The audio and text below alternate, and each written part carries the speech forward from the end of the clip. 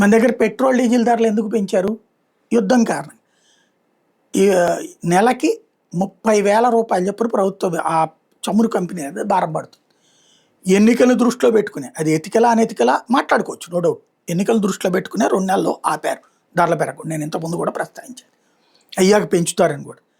ఈ మొన్న పెంచిన 3 రూపాయల చిల్లర ఇవాటితో కూడా కలిపితే 4 రూపాయల నుంచి 4.5 పెరిగినట్టు. బీజేపీ పాలిత రాష్ట్రాల్లో 100 రూపాయల లోపే ఉంది ఇప్పటికి కూడా.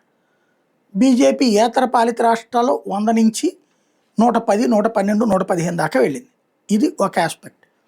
ఇప్పుడు అమెరికాకి భారీ భారమైంది. ఇప్పటికీ ఈ యుద్ధం కారణంగా 3,80,000 కోట్ల రూపాయలు అదనం భారం పడిందట. ధరలు పెరగడం కావచ్చు, పెట్రోల్ డీజిల్ పెరగడం కావచ్చు, ఇవన్నీ ఒక్కొక్క కుటుంబానికి దాదాపు $380 అదనపు భారం నెలకు పడుతుందట. ఇప్పుడు వాళ్ళకి ఏంటి పరిష్కారం అని అడుగుతున్నారు.